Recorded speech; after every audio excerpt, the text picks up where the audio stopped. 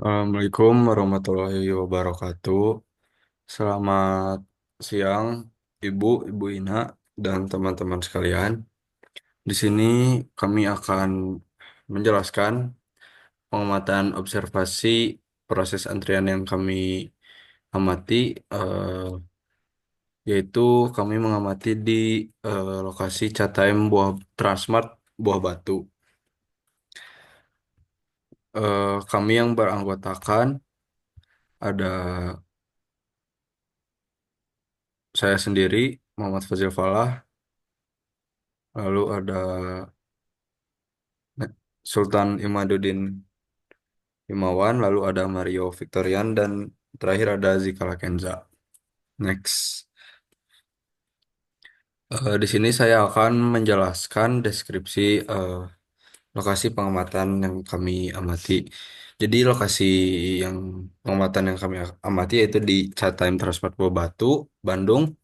Lokasi ini terletak di area strategis di dekat jalur utama setelah supermarket Transmart tersebut.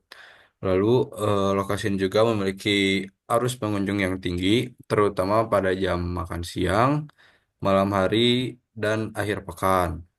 Gerai juga menggunakan konsep terbuka sehingga proses antrian di depan konter mudah diamati. Dan terdapat 2 sampai 3 petugas yang melayani pemesanan, pembayaran, dan pembuatan minuman dengan sistem first come first serve, di mana orang yang pertama kali datang itu orang yang pertama kali dilayani. Lalu kondisi lokasi ini juga, yang ramai ini juga, dan alur pelayanan yang jelas menjadikan chat time Transmart Batu ideal sebagai objek analisis antrean. Lalu next.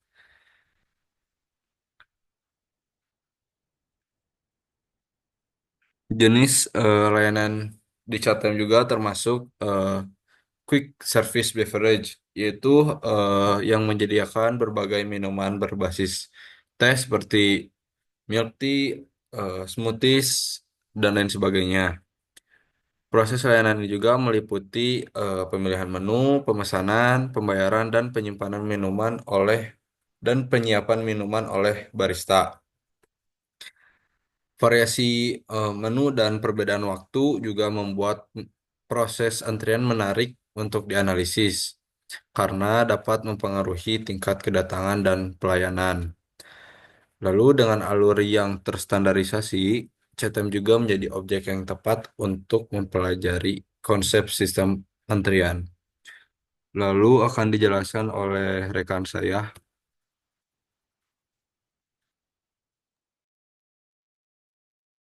Ya, jadi di sini saya akan menjelaskan analisis proses antrian. Jadi seperti yang kalian bisa lihat di slide ada tabel yang menunjukkan total pelanggan, rata-rata, waktu observasi, jumlah pelanggan, dan yang lainnya.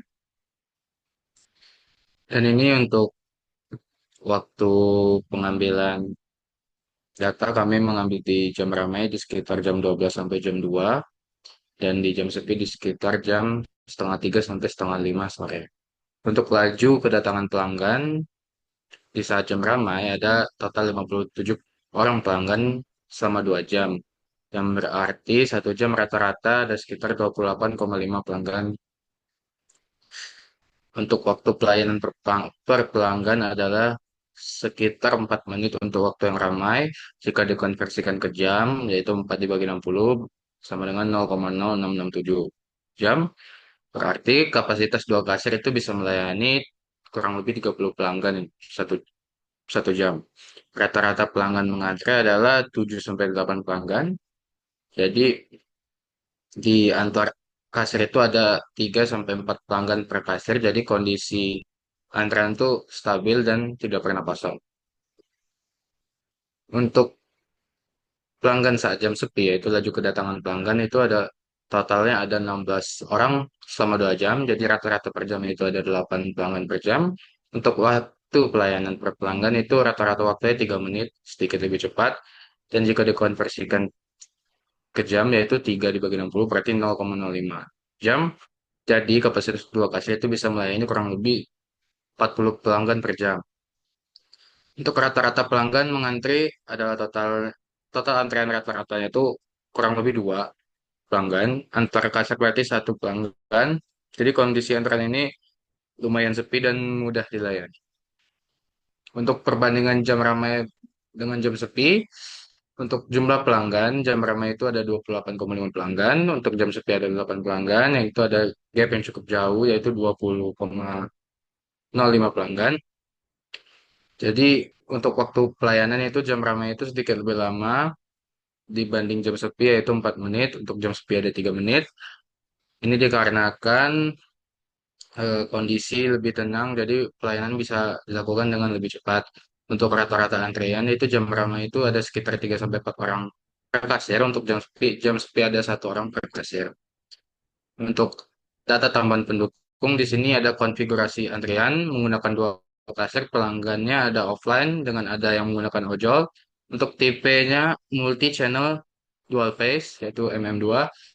Untuk kedisiplinan antrian ada FCFS, yaitu first come first serve. Jadi setiap orang yang datang pertama kali itu yang akan dilayani duluan. Untuk driver ojek online atau pelanggan lain itu tidak ada prioritas, harus tetap antre sesuai antrian. Untuk waktu mulai pelayanan itu dibuka pukul 10 pada saat masih sepi karena puncaknya mulai tampak menjelang jam 12 siang.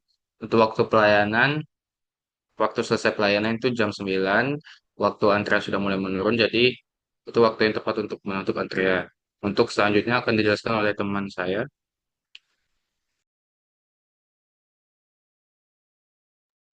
Oke, selanjutnya saya akan menjelaskan model sistem antrian yang digunakan.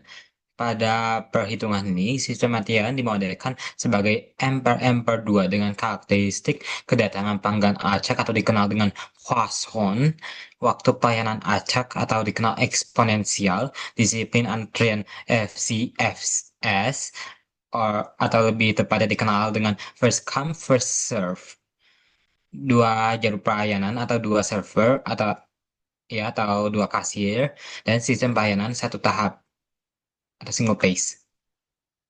Selanjutnya.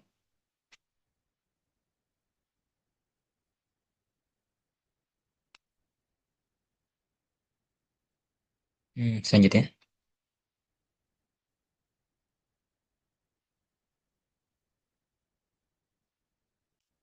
Nah, selanjutnya saya akan menjelaskan perhitungan lambda dan mio. Rata-rata kedatangan pelanggan dari data ini ya, per 15 menit itu 7.756 orang. Rata-rata pelayanan per 15 menit itu pada 7.756 karena 15 menit itu 0,25 jam. Jadi lambda sama dengan mil. Mil sama dengan 7.756 dibagi 0,25 jadi 31 pelanggan per jam. Nah, sekarang saya akan menjelaskan kinerja sistem atau lebih tepatnya kita bisa kenal L, LQ, W, dan WQ. Nah, langkah-langkahnya itu kita lihat dari tingkat kedatangannya 28,5 pelanggan per jam. Lalu mu-nya itu kita hitung dengan 60 dibagi jumlah rata-ratanya menitnya. Kan rata-rata menitnya 4 jadi 60 per 4 atau 60 dibagi 4 sama dengan 15 pelanggan jam per kasil. Jumlah servernya kan 2 karena menggunakan model M per M per 2. Selanjutnya. Nah, pertama-tama kita hitung tingkat usilitas sistem. Dimulai dari lambda dibagi C mu. Jadi kan 28,5 dibagi 2 kali 15. Jadi 28,5 dibagi 30 hasilnya 0,95. Sehingga sistem menjadi itu sistemnya stabil karena P-nya itu kurang dari satu, tapi ya bisa dibilang sangat sibuk. Selanjutnya. Nah, sekarang saya akan menjelaskan probabilitas sistem kosong. Karena angkanya panjang, saya langsung just to the point ya. Jadi kita mulai dari lambda dibagi mu dulu. Jadi hasilnya 1,9. Lalu lanjut ke sigma 1,9 n per n. Jadi hasilnya itu 2,9.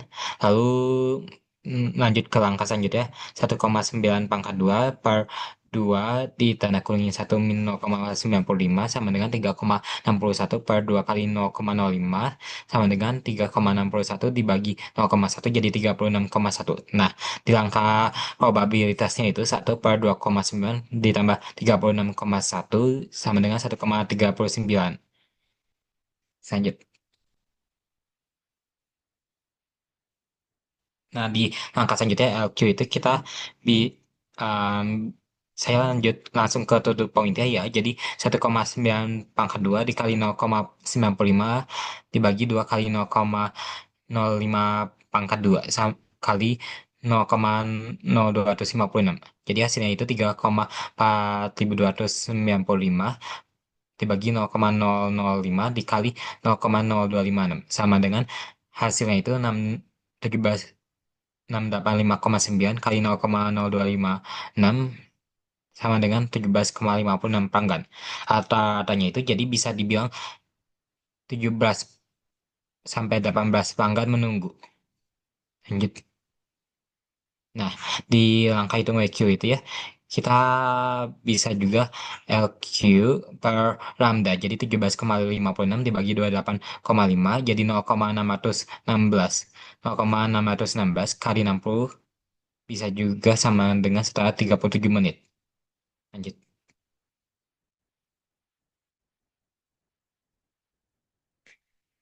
Saya lanjut ya.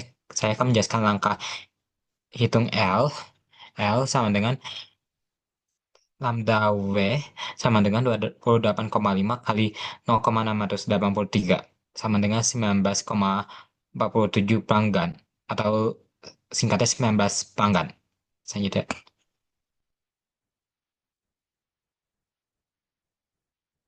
Nah, di langkah hitung W-nya itu ya, kita bisa hitung dengan WQ plus 1 per mu sama dengan 0,616 ditambah 1 per 15. Jadi 0,616 ditambah 0,6067 sama dengan 0,683 jam.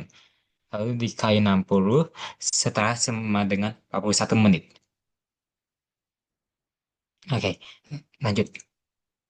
Next. Nah, sekarang saya akan menjelaskan uji stabilitas sistem. Sistem itu bisa dikatakan stabil kalau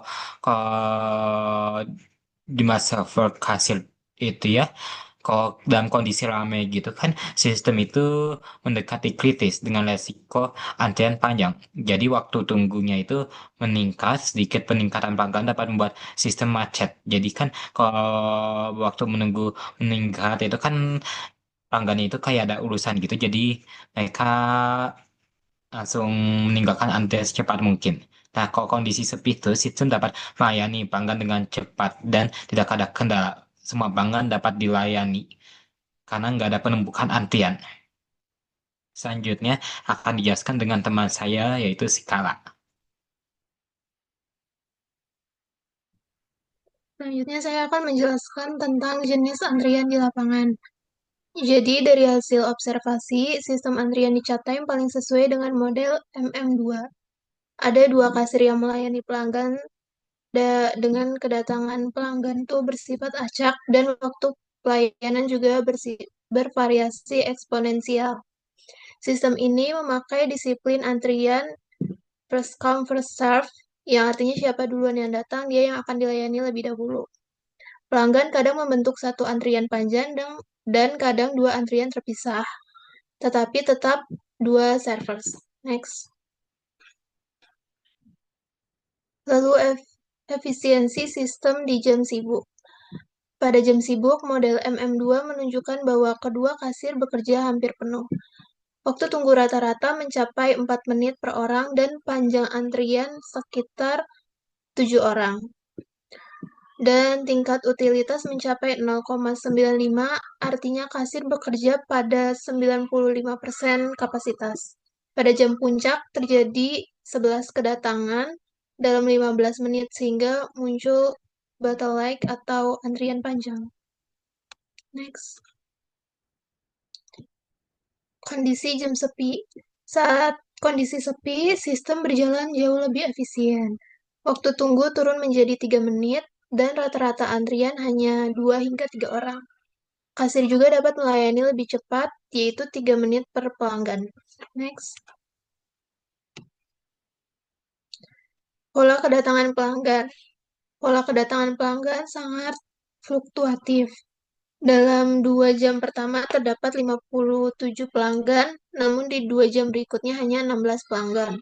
Waktu pelayanan stabil di 3-4 menit, tetapi untuk minuman cepat saji, waktu ini tergolong lambat. Next. Evaluasi sistem MM2. Hasil evaluasi menunjukkan bahwa sistem MM2 berjalan baik saat sepi, tapi tidak efisien saat sibuk. Dua kasir tidak mampu mengimbangi lonjakan pelanggan, penggabungan antrian pelanggan offline dan pesanan ojek online juga memperlambat proses membuat alur pelayanan tidak stabil. Next.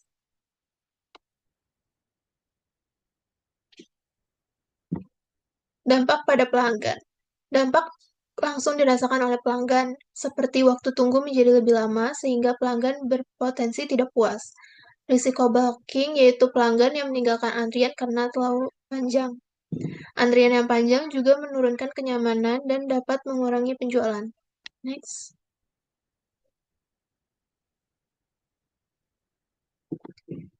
Kesimpulan analisis dan pembahasan. Jadi, di kesimpulannya, sistem antrian berjalan baik pada jam sepi. Namun, pada jam sibuk, kapasitas dua kasir tidak cukup untuk menangani lonjakan pelanggan. Namun, hal ini menurunkan efisiensi layanan dan pengalaman pelanggan. Diperlukan peningkatan kapasitas layanan agar waktu tunggu bisa lebih singkat. Sekian.